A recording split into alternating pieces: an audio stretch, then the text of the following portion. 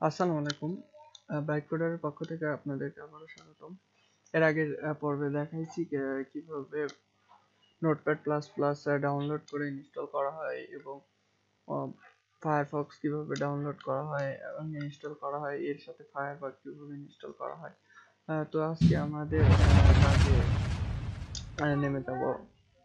তো চলুন, থেকে রাইট ক্লিক করে নিউ থেকে ফোল্ডার, নিউ ফোল্ডার। তো HTML বা ওয়েবসাইটের জন্য যদি কোনো ফোল্ডার বানান, সেক্ষেত্রে এরকম স্পেস রাখা যাবে না সবকিছু। তো আজকে আমাদের পার্ট 3, তো পার্ট স্পেস 3 এরকম না, পার্ট 3 এরকম। যদি স্পেস রাখার প্রয়োজন হয় সেক্ষেত্রে আমরা আন্ডারস্কোর ইউজ করতে পারি, আর ড্যাশ না আন্ডারস্কোর, এমন আন্ডারস্কোর ইউজ করব। এভাবে আমাদের ফোল্ডারটা বানাবো। ফোল্ডার বানাইছি, অথবা শর্টকাটে ফোল্ডার বানানো যায় সেটা দেখাচ্ছি। ফোল্ডার বানানোর জন্য এখানে ক্লিক করলেও আসবে উইন্ডোজ 10 এ, আর অথবা keyboard shortcut control shift N, এটা প্রেস করলে শর্টকাটে বানানো যাবে। তো আমি কন্ট্রোল শিফট এন প্রেস করে বেশিরভাগ ফোল্ডার বানাই। তো এখান থেকে আমরা index.html নামের একটা ফাইল বানাবো।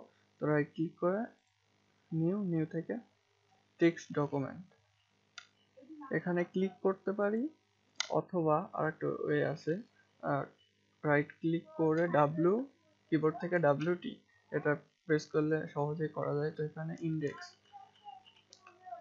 তো index.html, তো এক্সটেনশনের নাম HTML, তো এটা TXT হয়ে আছে। তো আমি বুঝতে পারতেছি টাইপ টেক্সট ডকুমেন্ট। তো এখানে ডট এর পরে যেটা থাকবে এটাই টাইপ।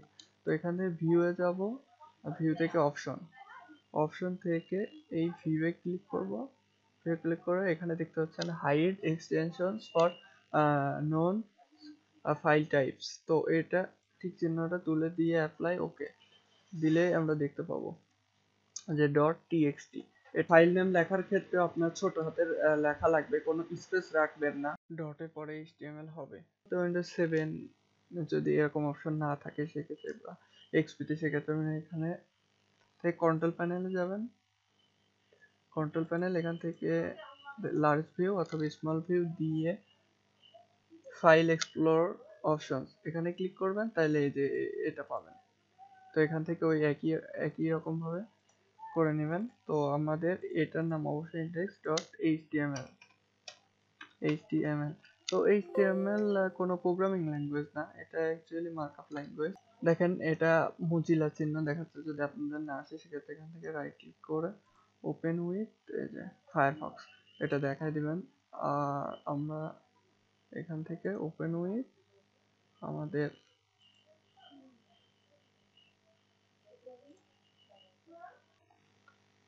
চলে যাবেন সি প্রোগ্রাম, এখান থেকে notepad plus plus plus plus দিয়ে এই যে exe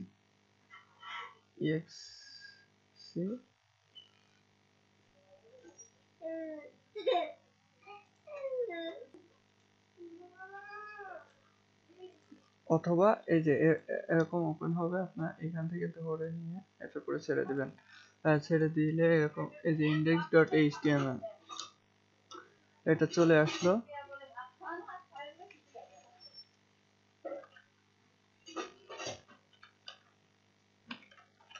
ডক টাইপ HTML, আমি যেটা লিখলাম এটা হচ্ছে HTML5 এর ট্যাগ।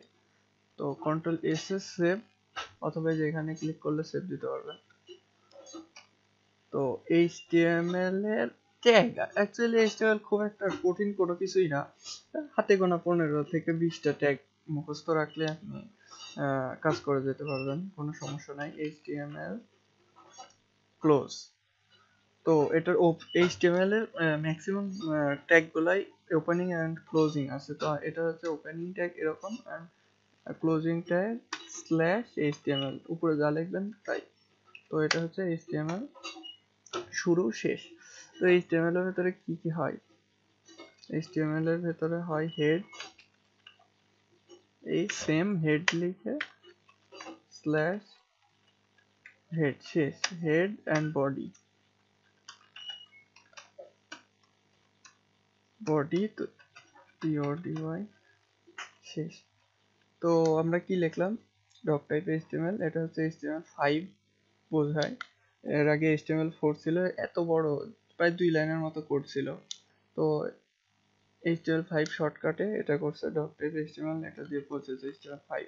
তো এটা ওপেনিং, এটা ক্লোজিং, এটা হেড শেষ, এটা বডি শেষ। তো আমি যদি এখানে বাইচান্স কোনো একটা ভুল করি তো এখানে লাল দেখাবে। আর এই কারণে অ্যাকচুয়ালি নোটপ্যাড প্লাস প্লাসটা আমরা ইউজ করছি। এটা যদি দেখেন শুধু নোটপ্যাড ওপেন করতাম তাহলে কি হতো, এই যে আমরা যদি এখানে ভুলও করি কোনো কিছু দেখাচ্ছে না, লাল হচ্ছে না। আমরা যেহেতু নতুন, যে কারণে আমরা বুঝতে পারবো না, অথবা আমাদের কাজ করতে অসুবিধা হবে, সে কারণে আমরা নোটপ্যাড প্লাস প্লাস নিচ্ছি। আর নোটপ্যাড প্লাস প্লাসে আরো বিশেষত্ব আছে। তো এখনকার লেটেস্ট গুলোতে আপনারা এই যে HTML হেড এগুলো লিখবেন, এগুলো অটো চলে আসবে। তো অটো চলে আসলে আপনারা নতুন, যে কারণে অটো যদি চলে আসে সেক্ষেত্রে আপনারা মুখস্থ করবেন না, মনে থাকবে না। মনে না থাকলে আপনারা প্রফেশনাল হতে পারবেন না। যে কারণে আমি এখন যেগুলো লিখবো এগুলো একদম মুখস্থ করার চিন্তা ভাবনা করবেন। এটা হেড, এটা বডি, আর এটা হচ্ছে HTML শুরু শেষ। তো আমরা এখানে কয়েকটা ট্যাগ লিখছি। এখন হেডের ভিতরে এই যে ট্যাব ট্যাব চাপলে আপনারা এখানে চলে যেতে পারবেন। এখানে হবে টাইটেল। তো টাইটেল কি, শুরু, যেটা লাল দেখাচ্ছে মানে এটা শেষ হয়নি। আবার সেম ভাবে টাইটেল, দিস ইজ টাইটেল। তো এই টাইটেলটা চলেন দেখা যাক কোথায় দেখায়। তো এখান থেকে ডবল ক্লিক করলে আপনার ব্রাউজার যেহেতু এখানে দেখানো আছে, তো ব্রাউজারে ওপেন হয়ে যাবে এই যে দিস ইজ টাইটেল। তো এটা আরো শিওর হবেন কিভাবে, দিস ইজ আ টাইটেল। তো ওই জায়গায় দিয়ে দিলাম। তো দেখেন এই জায়গায় চলে আসছে। তো আমরা দেখতে পেলাম তো ট্যাগের ভিতরে লিখে HTML কিভাবে ব্রাউজারে শো করানো যায়। তো ওপেনিং ক্লোজিং, প্রত্যেক ট্যাগেরই এরকম ওপেনিং ক্লোজিং ট্যাগ থাকে। আর একটা কথা, আমি যেভাবে কোডিং করব আপনারা ফলো করবেন, যে আমি কোথায় স্পেস দিচ্ছি, কত দূর স্পেস দিচ্ছি। এভাবে কাজ করলে কি হয়, নিজের বুঝতে সুবিধা হয়। অ্যাকচুয়ালি আপনি কোথায় কিভাবে লিখছেন এই কাজগুলো সুবিধা হয়।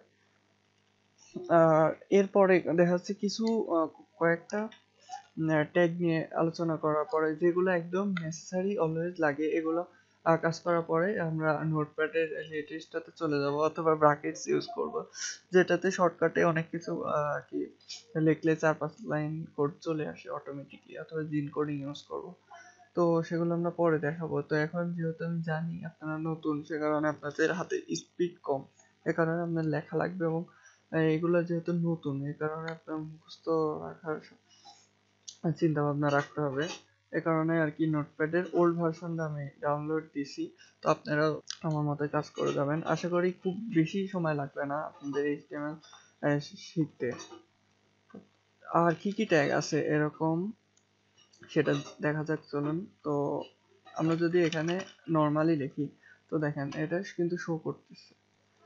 তো কেন শো করতেছে, এই যে বডি ট্যাগের ভিতরে আসার জন্য শো করতেছে।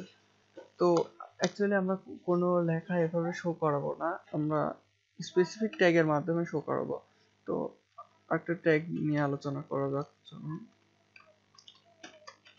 তো আমাদের সিনট্যাক্স তো এরকম। তো এটার ভিতরে ট্যাগ লিখবো h1 এটা হচ্ছে হেডিং ট্যাগ। তো এটার ভিতরে কিছু একটা লিখলাম,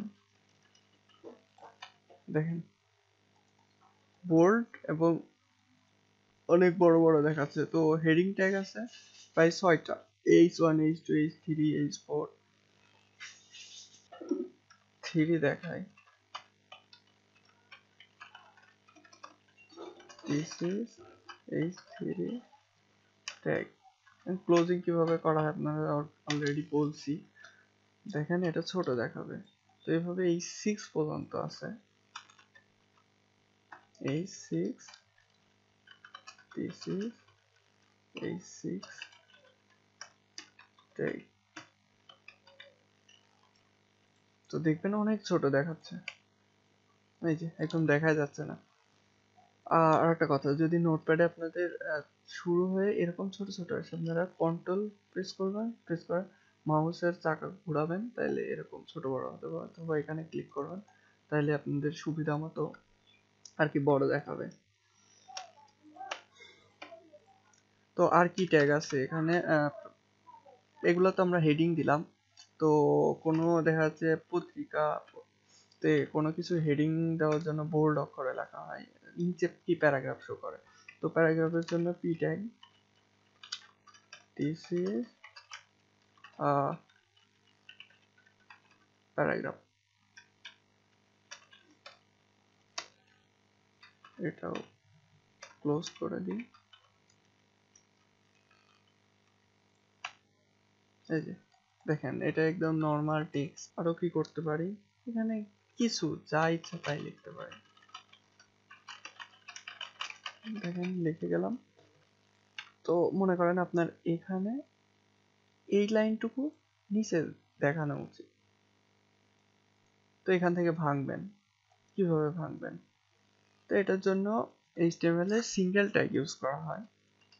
এটা হচ্ছে br, br তো বোঝায় ব্রেক, লাইন ব্রেক। তো এখানে br দিয়ে দিলাম, দিয়ে এখানে রিলোড করলাম ব্রাউজারে। রিলোড করলে দেখা যাচ্ছে এখান থেকে ভেঙে নিচের লাইনে শো করতেছে। তো এই তো আমরা ডবল ট্যাগও দেখলাম, সিঙ্গেল ট্যাগও দেখলাম। এরকম সিঙ্গেল ট্যাগ খুব কম, তার ভিতর বিআরটাই বেশি ইউজ করা হয়। আর একটা ট্যাগ ইউজ করা হয় খুব কম, সিঙ্গেল ট্যাগ ইউজের সংখ্যা খুবই কম, সবকিছুই ডবল ট্যাগ হয় আর কি। তো এই যে লাইন ব্রেকের ক্ষেত্রে বিআর, এটা সিঙ্গেল ট্যাগ যেটা দেখালাম।